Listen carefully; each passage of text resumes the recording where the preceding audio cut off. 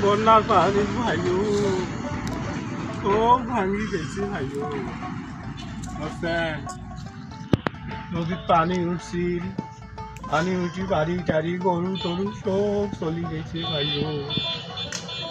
এই মনে করেন দুইটা গরু গোয়াল পুষতে ওটা ভিজছে কাক মুইকা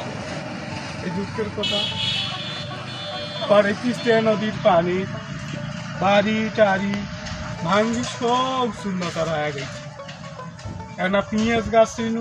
ওখানে চলে গেছে কি করুন একটা নৌকে আসলো নৌকে এখন আর চলে খাসনু এই নৌকে এখন আরো না ইঞ্জিনটা নষ্ট হয়ে পড়ে গেছে ওই জন্যে